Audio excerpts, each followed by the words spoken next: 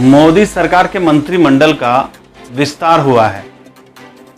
विस्तार में कई सारे मंत्री नए लाए गए हैं, कई राज्यों से अलग अलग लोग हैं जिन्हें मौका दिया गया है।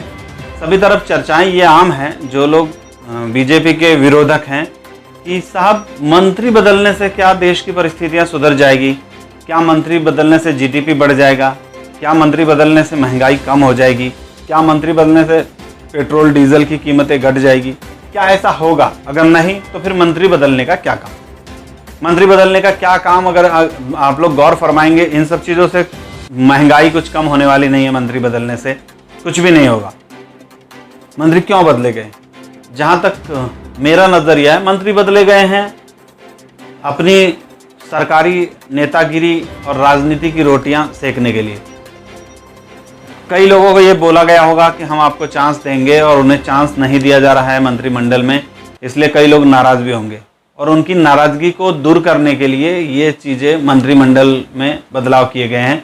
कई लोगों को जिन्होंने मंत्री पद का सुख भोग लिया है उनको हटा दिया गया और उनकी जगह पे इन लोगों को रिप्लेस कर दिया गया। कांग्रेस में इस तरीके से सोशल मीडिया पे बहुत मजाक उड़ रहा है कि साहब जब इंजन ही खराब है तो डब्बे बदलने से क्या होगा। उनका निशाना नरेंद्र मोदी की तरफ है कि नरेंद्र मोदी जो इंजन है वही कुछ नहीं कर पा रहे हैं तो डब्बे बदलने से क्या होगा।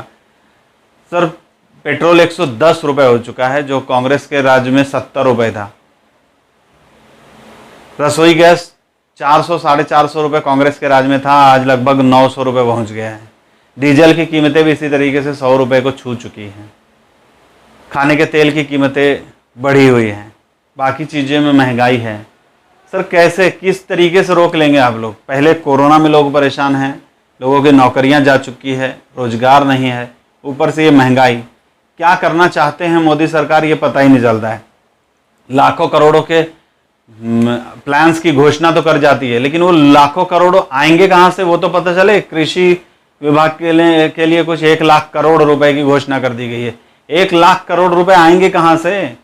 जो लोग टैक्स दे रहे हैं, जो middle class upper middle class लोग हैं, जो अपर क्लास हैं, वो लोग टैक्स दे रहे हैं, उनको आप खून चूस रहे हैं। अभी तो अपर मिडिल क्लास भी कुछ नहीं कर सक रहा है, क्योंकि अपर मिडिल क्लास भी जो है वो मिडिल क्लास से भी नीचे जा चुका है।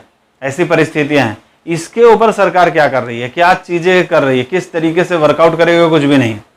सूचना प्रसारण मंत्री बदल रहे हैं, खेल मंत्री बदल रहे हैं, ये बदल रहे हैं, वो बदल रहे हैं, लेकिन उसका हासिल तो कुछ भी नहीं है। रेल मंत्रालय ने नई घोषणा कर दी है 2 शिफ्ट में काम करेंगे। सर, 2 शिफ्ट में काम रेलवे मंत्रालय से करा के आप क्या कर लेंगे? उससे क्या पैसे बढ़ जाएंगे? उससे जीडीपी बढ़ जाएगी? रेलवे में जो टिकट 700 रुपये की थी उसको 1200 और 1500 रुपये कर दिया गया है। हर चीज़ के तो रेट आपने बढ़ा के रखे हुए हैं। स्पेशल के नाम पे सिर्फ नंबर बदल दिए गए हैं, नाम बदल दिया है कि स्पेशल ट्रेन चला रहे हैं, उसके स्पेशल पैसे ले रहे हैं। अब जब सब कुछ सामान्य हो गया, रेलगाड़ियाँ चलने लगी, सब कुछ, तो अब कम कर देना चाहिए रेलवे को भी। सरकार को ये भी तो सोचना चाहिए कि आखिरकार जिसको आना जाना है वो इतनी पेमेंट्स कहाँ से करेगा। रेलवे में किसी तरीके की सुविधाएं दे नहीं रहे हैं आप, न वहाँ पे कंबल दिया जाता, न चद्दर, न और कुछ। ये हमारी सुरक्षा के लिए, तो हमारी सुरक्षा के लिए जब उतनी चीज़ें कम कर दी गई तो उसका खर्चा भी तो कम हुआ होगा। उसका जो खर्चा कम हुआ है तो हमारे टिकट के रेट्स कम होने चाहिए। आप लोगों ने तो बढ़ा दिए हैं, हर चीज़ के रेट बढ़ा दिए हैं।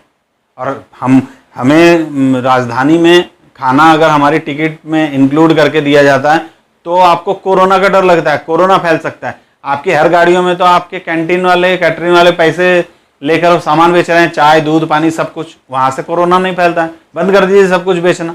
उनकी कमाई शुरू है, उनकी कमाई शुरू इसलिए है क्योंकि वहाँ से कहीं ना कहीं डिपार्टमेंट को फ़ायदा होता होगा। तो फिर आम पब्लिक को क्यों बेवकूफ़ बनाया जा रहा है? आम पब्लिक के भी जो पैसे हैं वो कम कर देने चाहिए, सभी कुछ कम करना चाहिए, ऐसा मेरा मानना है। मोदी सरकार को हाथ जोड़कर ये विनती है मेरी कि आप मंत्री बदलने के बजाय अपने प्लान्स बदलिए, किसी सही इकोनॉमिक वाले को अपने सरकार में शामिल कीजिए और उसके बाद कुछ जनता का भला कीजिए। सिर्फ बड़ी बड़ी घोषणाएं और बड़ी बड़ी बातों से कुछ नहीं होने वाला है। और अगर इसी तरीके के हालात रहे तो 2024 में बहुत बड़ा नुकसान होगा। मोदी जी, आपको इन सब चीज़ों को समझना पड़ेगा। आपके नीचे के मंत्री लोग क्या कर रहे हैं, इधर उधर क्या कर रहे हैं, उन सबको देखना पड़ेगा और किसी भी तरीके से महंगाई को कंट्रोल करना पड़ेगा। पेट्रोल डीजल की कीमतों को कम करना पड़ेगा, क्योंकि पेट्रोल डीजल जो हैं वो भी बढ़ती महंगाई में बहुत ज़्यादा असरदार होते हैं। एक ट्रक को 100 रुपये अगर एक जगह जाने में लगता है अब 200 रुपये लगने लगा है तो वो सारी चीज़ें बढ़ जाती हैं। तो कृपया करके आप लोग किस तरीके से महंगाई कम हो जाए ये देखना चाहिए मोदी जी को। मोदी जी को अपने मंत्रिमंडल के विस्तार को कुछ फायदे का नहीं है उनका मंत्रिमंडल का विस्तार।